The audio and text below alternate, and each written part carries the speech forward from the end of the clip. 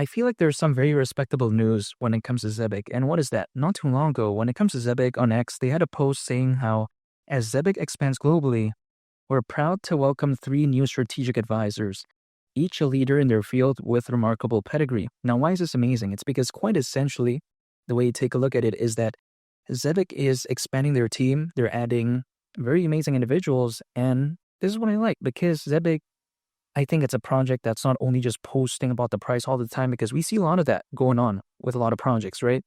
They're saying, oh, the price at this, the price at that. They're saying, oh, look at this exchange listing. But Zebec is different.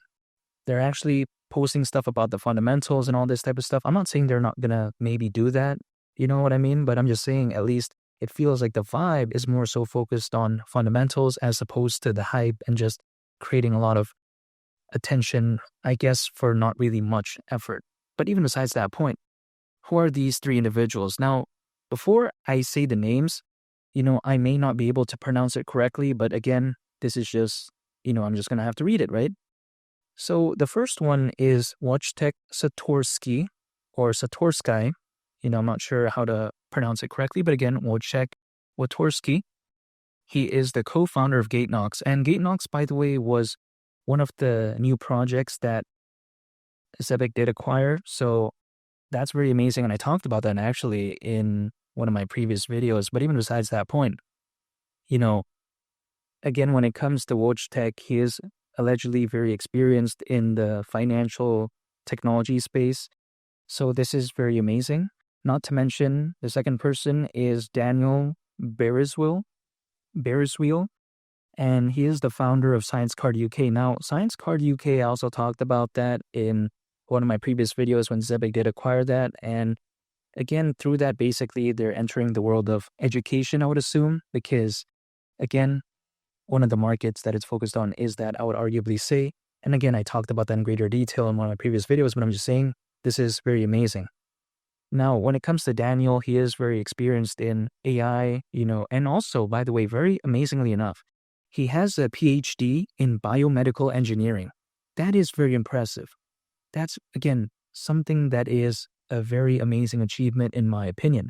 And what I like about it is that when Zebec is acquiring these projects, they're not necessarily kind of like forcing their team and saying, hey, yeah, we're going to start doing this, doing that.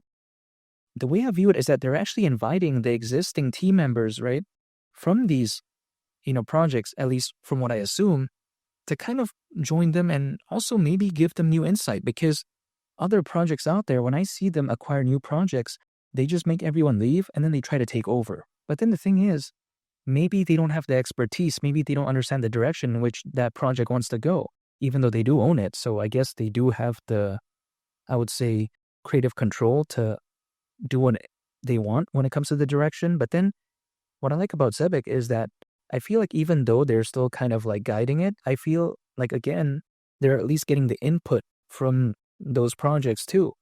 This is what I really like about Zebec.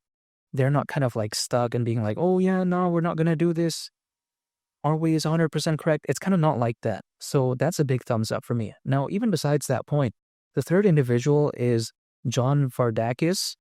And keep in mind, allegedly, he has a PhD from Oxford. And Oxford is a very famous, school in the UK, at least to my understanding. I also take a look at Cambridge.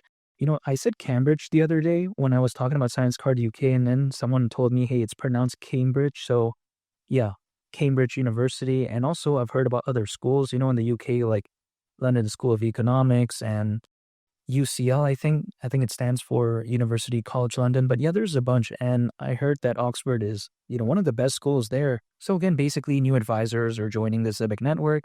And I do really like the direction in which it's heading because, again, I think that the team is kind of expanding in a sense, really. And not to mention, we all know that Zebec is focused on AI-based PayFi, the global trade and finance market, payments, payrolls, RWAs.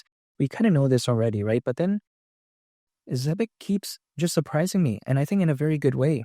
When I first started believing in ZBCN, I had no idea what kind of do this. Like, I had a feeling like maybe, it could hypothetically be something amazing, but Zebec so far has exceeded what I thought it would do in terms of the fundamentals, in terms of all this.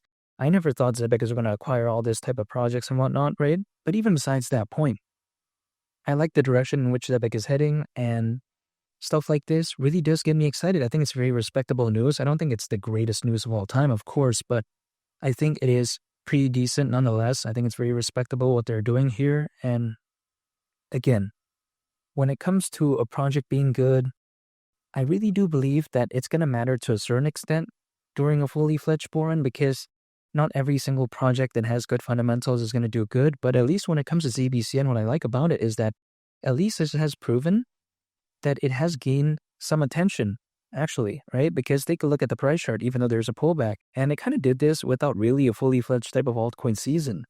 So what ZBCN did is very impressive, and I think it kind of gives that vibe that it's a project that's not forgotten about when there is, let's say, a fully fledged type of bull run. And we haven't even really seen that for altcoins, but then it still gained a lot of attention anyways. And what I mean about ZBCN is this. Even though I believe in it, there's no exact way to tell when it's going to do well, because when I was believing in ZBCN and ZBCN did very well, I didn't predict that exact moment. Keep in mind, when I was believing in XCN and ZBCN kind of at the same time, XCN pumped first, right? And then ZBCN was kind of doing nothing. And then what happened? XCN went down, and then now ZBCN is going up. So then there's no exact way to tell. I thought that maybe something like XCN was going to, pump later, and it actually pumped earlier, right? And then when it comes to ZBCN, I thought that maybe, it would gain attention with XCN, but it didn't do that. And then it gained attention after XCN went kind of down in price. So there is no exact way to tell. But then for me to kind of be in projects that I believe in, and in a sense, kind of like not have to anticipate it pumping, but at the same time kind of be there when, let's say, it maybe does do that, that is just by being in the projects, that's it, holding and just waiting. Because I am not a day trader, so I don't try to predict the market every minute or every couple days. That's not what I do. I can't tell the future, but what I can do is just control myself and just dollar cost average, into the projects that I believe in. But then even despite all that, 10 cents, that is still my price target for this bull run. Whether or not it does happen, it doesn't seem too unrealistic for me, because I get it. Not too long ago, it was around a 13x from here. Now, if we take a look at 10 cents and the idea of it, it's around a 25x from here. There's a pullback, but not too long ago, again, ZBCN was kind of in that near 10x range to the price of 10 cents without a fully fledged type of altcoin season. So if, let's say, we do see a fully fledged type of altcoin season, which we may never, who knows, I can't tell the future, but even if, let's say, we do, I feel like if, let's say, the tension we saw not too long ago was amplified in a much better way, 10 cents wouldn't surprise me whatsoever. But then this is all a time will tell type of scenario. I'm going to stay patient. And when it comes to Zebec, I like the news when it comes to this, and I really can't wait for future news, hopefully, if it does have it, because I think it'd be very positive for the future of Zebec. But again, only time will tell, and I'm very excited. And make sure to subscribe if you gain value from this video. I greatly appreciate it. It's been me, the Captain, and I'll catch y'all on the next one. I'm out. Peace. Bye.